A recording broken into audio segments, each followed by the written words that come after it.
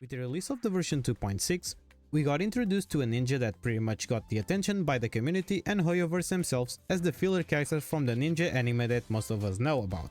In this video, I will talk about everything you need to know about Rappa, how she works, how to build her, who is good with her, everything.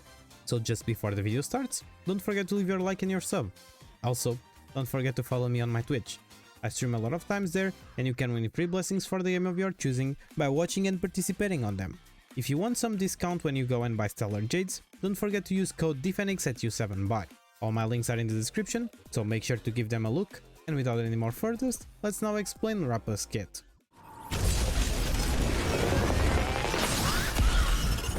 Rappa is a 5-star imaginary character that follows the path of erudition and is focused on being a break DPS for your pure fiction clears. On her basic attack, Ninjutsu Rise Above Tumbles, Rappa deals imaginary damage equal to % of her attack to a single target enemy. When you use her skill, Ninja Strike Rooted Resolute, Rappa deals imaginary damage equal to % of her attack to all enemies. On her ultimate, Nindo Supreme Ashiteru, Rappa enters the Seal Form state, where she increases her weakness break efficiency by 50% and break effect by a percentage. She also obtains 3 points of Chroma Ink and immediately gains 1 turn. While in this state, her skill and ultimate cannot be used, and her basic attack will be enhanced. Every enhanced basic attack will consist of a total of 3 hits. The first 2 hits will deal imaginary damage equal to a % of her attack to a single target enemy and enemies adjacent to it. And the third hit will deal imaginary damage equal to % of her attack to all enemies. Her enhanced basic attack cannot recover skill points, can reduce toughness regarding if the enemy has imaginary weakness or not, and will instead consume 1 point of Chroma Ink. And when Rappa runs out of Chroma Ink points, she will exit the Seal Form state. On her talent, Ninja Tech Endurance Gauge, each time the enemy target is weakness broken, Rappa gains 1 point of charge, up to a max of 10 points of charge. When Rappa next launches the third hit of her enhanced basic attack, she additionally deals break damage equal to % of her imaginary break damage to all enemies. This damage can ignore weakness type to reduce to toughness, consuming all charge. Each point of charge increases the break damage multiplier by a percentage, and increases the toughness reduction that can ignore weakness type by 1.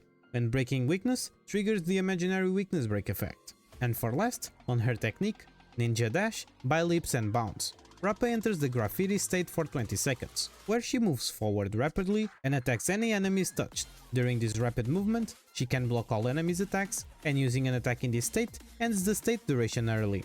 After entering combat via attacking enemies, deals 30 toughness reduction regardless of the weakness type and break damage equal to 200% of Rappa's imaginary break damage to each enemy target, and deals break damage equal to 180% of Rappa's imaginary break damage to adjacent targets. At the same time, she regenerates 10 energy.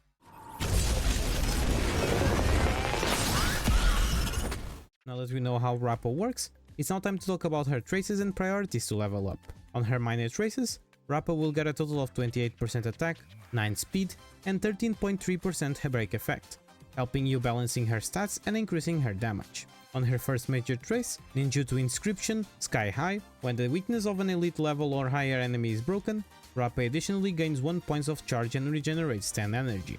On her second major trace, Ninjutsu Inscription Sea Echo, while in the Seal Form state, after Rappa uses an enhanced basic attack to deal damage to a weakness broken enemy target, converts the toughness reduction from this instance of damage to one instance of 60% super break damage.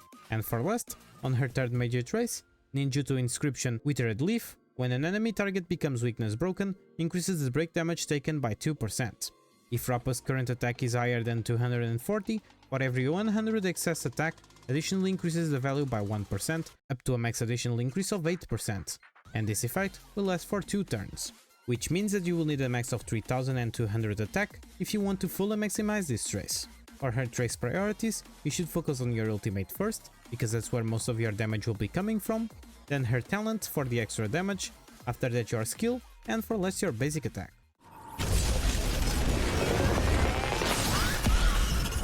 Now let's talk about Rappa Eidolons for those who are dedicated to make her the strongest break DPS. With her E1, during the Seal Form state entered by using the ultimate, damage dealt by Rappa ignores 15% of the target's defense, and, after exiting the Seal Form state, regenerates 20 energy. On her E2, the enhanced basic attack's first 2 hits have their toughness reduction against the one designated enemy increased by 15%. Her E3 increases the level of her skill and talent by 2, with her E4, while in the seal form state, increases all ally speed by 12%. Her E5 increases the level of her ultimate by 2 and her basic attack by 1, and her E6, when the battle starts, Rappa gains 5 points of her talent's charge, Woe's upper limit is 5 points. After launching the third hit of her enhanced basic attack, she gains 5 points of charge. Now, let's talk about the best relics and planetary ornaments that you could use on your Rappa. Her best insult relic set will be the 4-piece Iron Cavalry against the Scourge, because its 2-piece will increase your break effect by 16%, and thanks to its 4-piece, your break damage will start ignoring 10% of the enemy's defense if you have at least 150% break effect, and your super break damage will ignore an extra 15% of the enemy's defense if you have at least 250% break effect. However, if you are still farming for this set, you can use Thief of Shooting Meteor, because its 2-piece will also provide you 16% break effect, and its 4-piece will give you another 16% break effect while also regenerating 3 energy when you inflict a weakness break. And for last, you can always mix and match 2 pieces between the sets that provide break effect, speed, or attack while you are still farming for her best insult. For planar ornaments, her best insult will be Talia Kingdom of Banditry, since it will increase your break effect by 16% and will further increase your break effect by an extra 20% if you have at least 145 speed. Forge of the Kalpagni Lantern will be a good substitute, especially if you go against enemies with fire weakness, because it will increase your speed by 6%, and when hitting an enemy that has fire weakness, it also increases your break effect by 40%, lasting for 1 turn.